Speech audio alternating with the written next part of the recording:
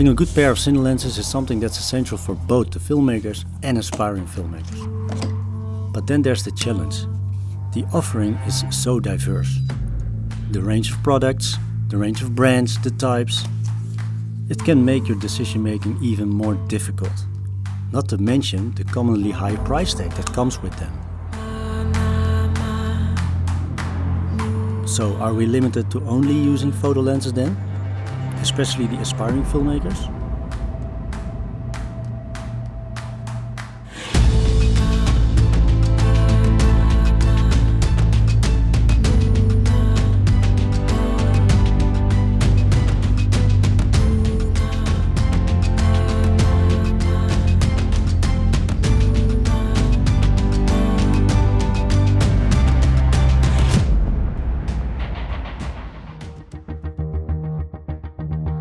While searching for good yet affordable Cine lenses, I was looking for something interesting, something different.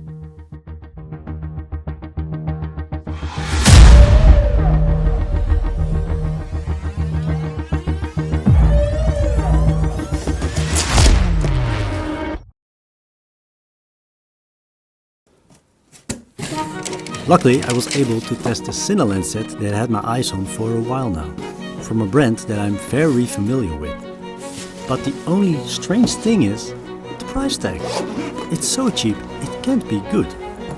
I'm talking about the Sirui Nightwalker.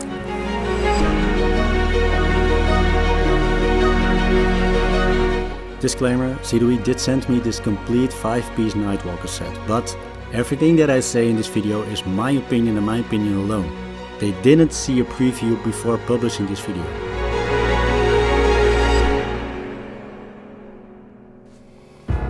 So after a few weeks of use, I have to say I'm already impressed by its performance, but I did notice something very interesting. But first, let's go to the technical stuff. The sharpness of this lens isn't that good. It's soft wide open, so you have to close it down to t2.8 to get a sharper image.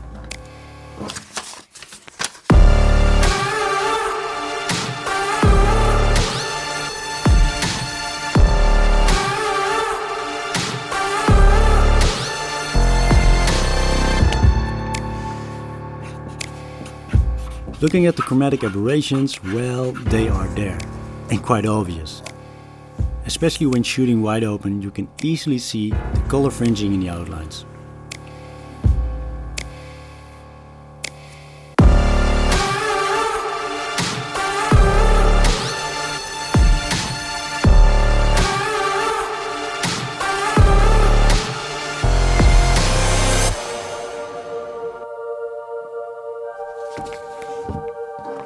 And then of course, the bokeh.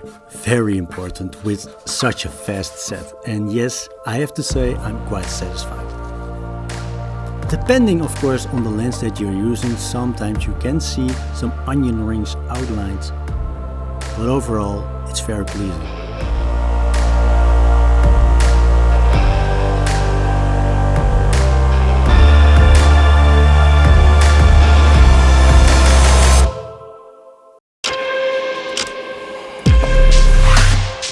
So the first thing that you notice when you grab the lenses out of the case is the robust build quality. I mean, it's something that we did expect from Sirui, but it's so compact, yet it's very fast with a T1.2. The only issue that I have is that the rings are very loose.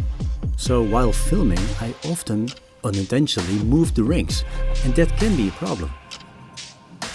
So that's why I prefer a clickable or a hard stop ring, so I know while filming that I can maintain the focus or the exposure. Nevertheless, it's nice to have a set with identical body size.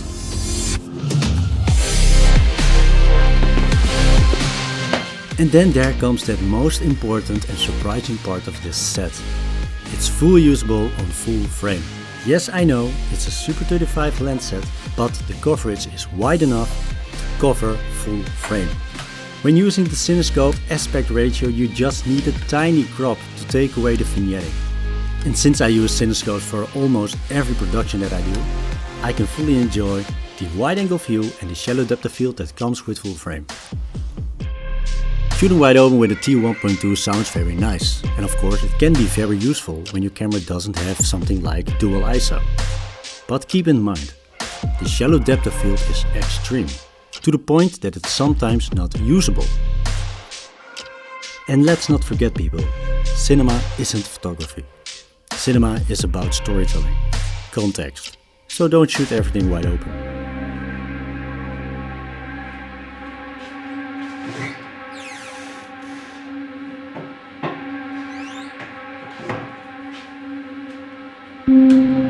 Okay, so let's talk about usability. Even though these lenses are quite fast, I did run against some issues.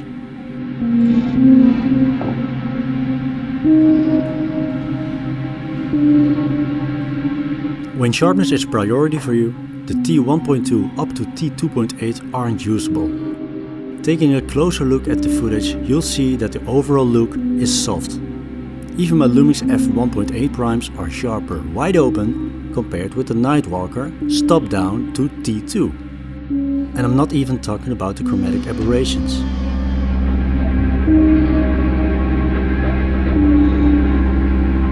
And then there's also another problem.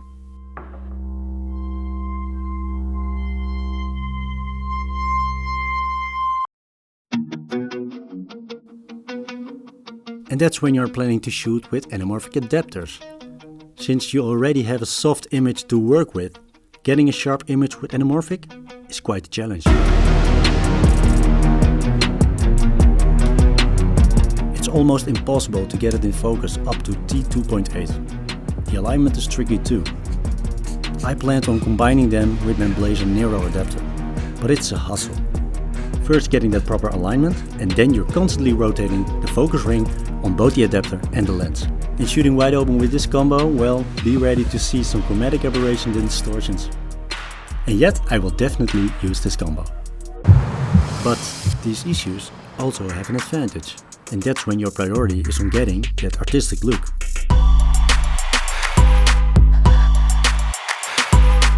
Since you are focused on getting the right look and feel, this lens will be perfect for you.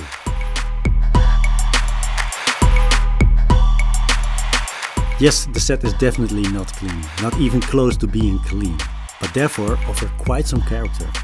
Think about chromatic aberrations, think about nice flaring, distortions, and also the bokeh and the very nice shallow depth of field. So if you're more into imperfection like me, then this set is simply a no-brainer. So to conclude this video, it's a very affordable set, to the level that it's insane. Got a nice robust build set, T1.2 aperture, geared rings, even available in a 5-piece lens set.